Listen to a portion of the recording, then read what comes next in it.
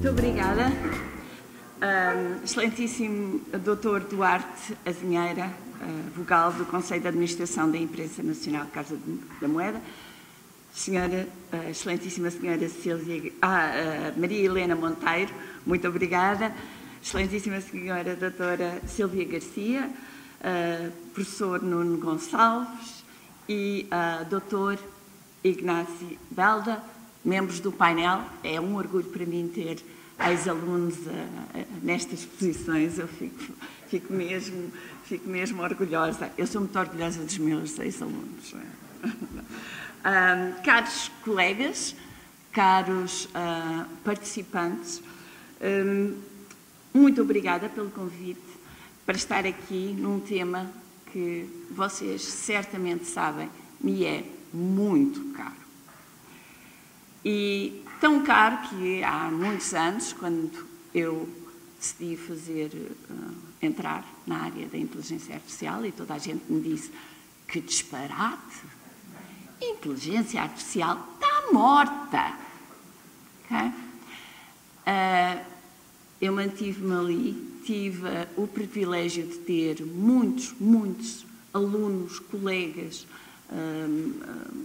colaboradores que acreditaram que a área de inteligência artificial ia crescer.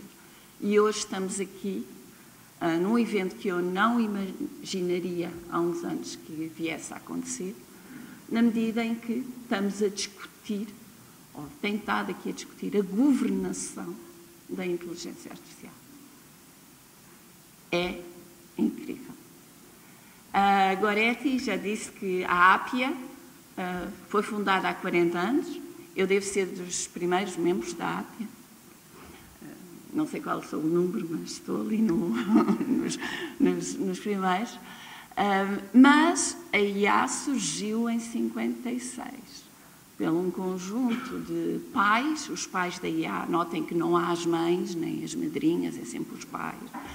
Okay? Embora, como a senhora Ministra disse, temos aqui uma boa representação agora. Portanto, os pais da IA criaram a área, acreditavam que, nessa altura, a IA conseguia-se resolver o problema ali num workshop lá em Dartmouth College, ali sei lá, há um ano, talvez. Obviamente que não aconteceu e estamos aqui, finalmente, ao fim de quase 68 anos, não é? Ou 68 anos, há de fazer 70 anos daqui a pouco, a discutir, de facto, o impacto da inteligência artificial no nosso mundo.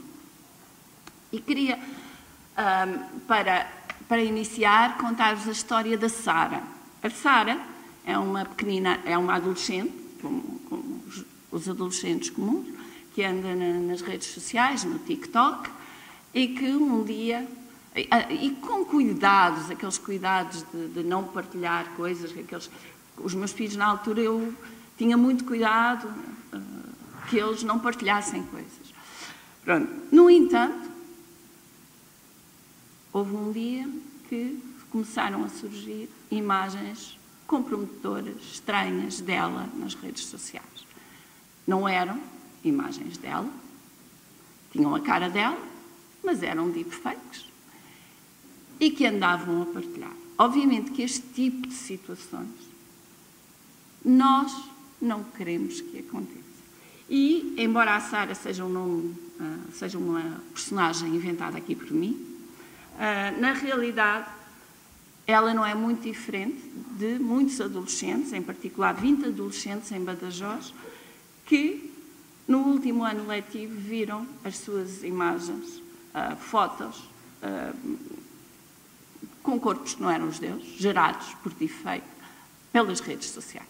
E como podem imaginar, este tipo de situação é algo que tem que ser garantido, que não acontece através de governação. Na altura, não havendo legislação específica para enquadrar o problema, obviamente que é difícil lidar com estas situações.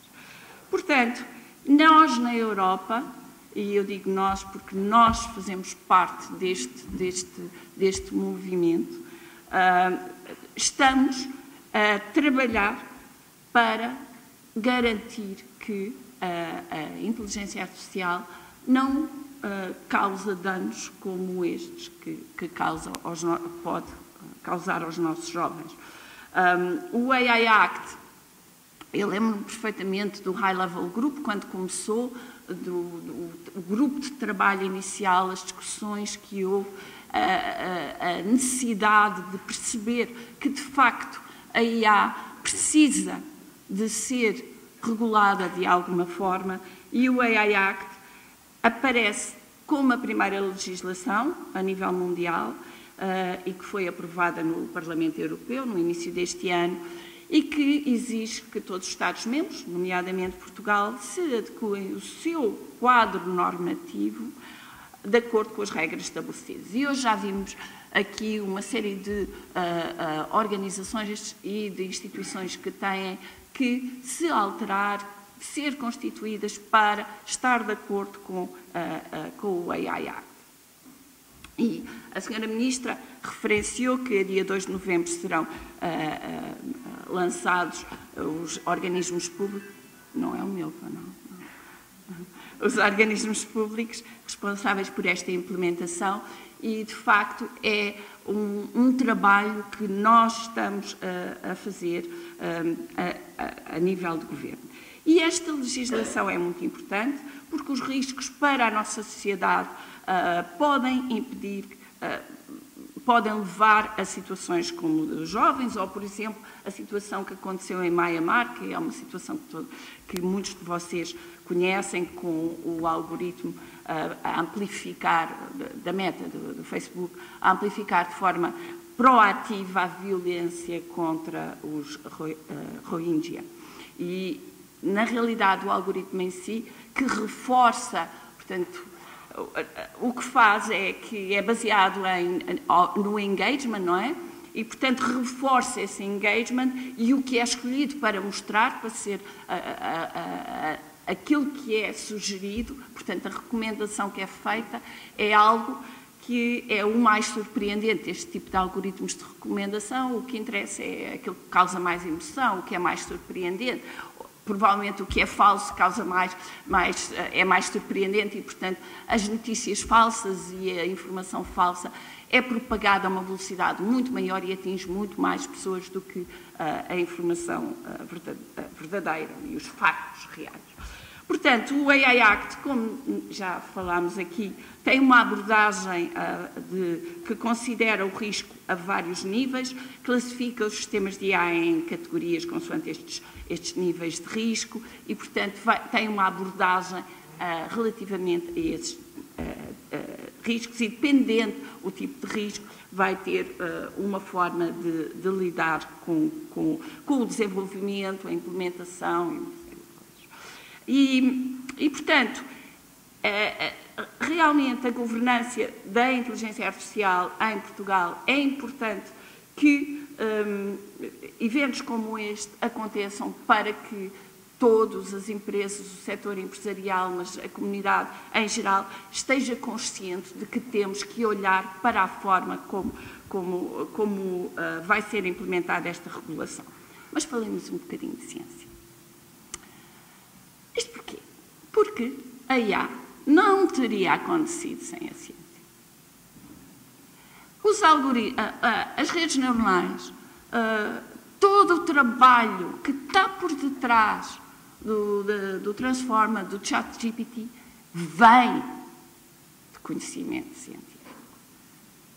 E, portanto, a ciência deve, ou melhor, pode e deve continuar a ajudar na própria implementação e governação da IA. Há muito conhecimento, como a professora Goretti já referiu, nas universidades portuguesas, que pode ser transferido e apoiar a implementação de políticas públicas com recurso à inteligência artificial. Queria só relembrar que a Fundação para a Ciência e Tecnologia lançou 2 edições de um concurso que se chama Science for Policy, no qual a ciência está por detrás de políticas públicas, nomeadamente na área de governança. E, portanto, a ciência pode ajudar à implementação e à governação. Um dos projetos, já agora mencionavam um projeto que foi aprovado na primeira edição, chamado Bridge AI, que debruça especificamente sobre a temática do que foi aqui discutido, que é apoiar os decisores na implementação mais informada e eficiente do AI Act em Portugal. Portanto, a ciência não só tornou a inteligência artificial aquilo que é hoje, mas também pode ajudar neste processo de estabelecer os mecanismos de governança. Portanto, trabalhos que combinam profissionais, já agora, este tipo de trabalhos combinam profissionais não só de IA, técnicos de computer science, mas engenheiros, pessoas de sociologia, psicologia, de direito, de ética, porque a inteligência artificial é algo multidisciplinar, tornou-se algo multidisciplinar, e sem esta multidisciplinaridade, sem esta componente da ciência, nós não conseguimos, de facto, lidar com a inteligência artificial e a sua governança. E, mais uma vez, para sustentar a governança da inteligência artificial, e a Ministra já aqui falou, é necessário talento. E nós temos estado a trabalhar para ajudar os nossos jovens que estão a fazer investigação em inteligência artificial. Ainda agora foi aprovado em Conselho de Ministros o Estatuto de investigação, da carreira de investigação científica, que tivemos a trabalhar arduamente com muitos parceiros para garantir que o Estatuto é um bom Estatuto para investigadores em Portugal. E, portanto, estamos a trabalhar aí, estamos a trabalhar em criar mecanismos de emprego científico que não só estão nas universidades, mas também vão para as empresas, levar esse conhecimento das universidades para as empresas, e a inteligência artificial, há muito conhecimento nas universidades que deve e tem que ir para as empresas. E para sustentar esta governança da inteligência artificial, monitorizar e implementar o AI Act, é preciso também infraestruturas científicas. E aqui, mais uma vez, nós estamos a trabalhar para, em colaboração com Espanha, dar a capacidade computacional, portanto, não só através de apoiar a criação de fábrica de IA, mas em colaboração com High Performance Computing, com o Mare Nostrum. A colaboração com Espanha é essencial, de maneira a capacitar a computação e o apoio técnico necessários para as aplicações de IA sejam desenvolvidos não só por centros de investigação, mas por empresas, mantendo na Península Ibérica, em Portugal, a soberania tecnológica e dos dados. Mas, neste contexto em que a ciência pode apoiar a criação do quadro regulamentar de IA, é também fundamental que este quadro regulamentar e a sua governança possa ajudar o desenvolvimento científico e tecnológico. Se, por um lado, a ciência e a inovação está exposta aos riscos da IA, e o risco da utilização da IA generativa também se faz sentir na ciência através da geração de conteúdos científicos que não existem. Por exemplo, eu, há uns meses, antes de ter entrado para o Governo, tive em reuniões em que os editores de revistas estavam extremamente preocupados porque muitos dos artigos que estão a ser submetidos são gerados por inteligência artificial. Não são humanos. Reparem que é incrível nós termos chegado a este ponto, mas a realidade é que temos que olhar também para isso. Então, se por um lado temos esta questão da IA também a prejudicar ou ter risco para a ciência, por outro lado, o quadro regulamentar não pode bloquear o desenvolvimento científico e a inovação. A inteligência artificial tem muito potencial para acelerar a descoberta científica, criar, modelar proteínas, novos fármacos, a área da saúde é incrível, olhar para modelos meteorológicos, olhar para o desenvolvimento de novas espécies em vias de extinção. Há uma quantidade enorme de áreas com potencial, a administração pública, obviamente, e este potencial de desenvolvimento e inovação para empresas é muito importante. É através do desenvolvimento de aplicações de IA que garantem os valores dos humanos, podemos vir a ter sistemas que apoiam a nossa sociedade, os idosos isolados ou as nossas crianças. Por exemplo, há projetos com crianças neurodivergentes com a área de IA. E acreditando que a regulação pode ser um fator de inovação em si mesmo, levando a novos produtos, porque a própria regulação pode alterar, pode ser um motivo, pode ser a base para nova inovação e novas técnicas. Sabemos também que um quadro regulatório demasiado rígido pode pôr em causa a criatividade e a inovação, comprometendo, eventualmente, o progresso que se perspectiva nos próximos anos. Portanto, a nossa presença governamental e também a presença de todos vocês em organizações, como foi aqui falado, é muito importante. Há que encontrar um ponto de equilíbrio e o processo agora iniciado de governação são importantes e precisa de todos nós. Eventos como hoje são importantes para discutir estas questões, em que a regulamentação, a ciência, a sua monitorização sejam incluídas para todos nós sermos capazes de colocar Portugal na linha da frente da melhor criação e utilização da inteligência artificial. Obrigada. E adorei o evento. Só umas brevíssimas palavras. Muito obrigado à Sra. Secretária de Estado, Dra. Ana Paiva. Esta manhã ouvimos falar de governação de IA em Espanha, um bom exemplo onde podemos e devemos colocar os olhos. Graças, Ignácio Belda. Mas esta manhã, sobretudo, ouvimos falar de governação de IA em Portugal. Como disse mais cedo, a governação de IA é a regulação, é a normalização, é ensino e investigação, é planeamento, é observação, é avaliação e é estratégia. Porém, como vimos hoje de manhã, é muito mais do que isso. Vimos que também a governação da IA é dados, é gestão, é evitar a fragmentação, é relação, é soberania digital, é post-its, é Europa e é mundo, é risco, é iniciativas, é conhecimento e é capacitação. Ouvimos falar de preocupações, alertas, até de avisos, ouvimos ideias, muitas soluções, meias soluções, a borbulhar ou outras já consolidadas. Ficámos a conhecer várias iniciativas das instituições públicas e das instituições privadas em curso, outras iniciativas planeadas ou em fase de maturação.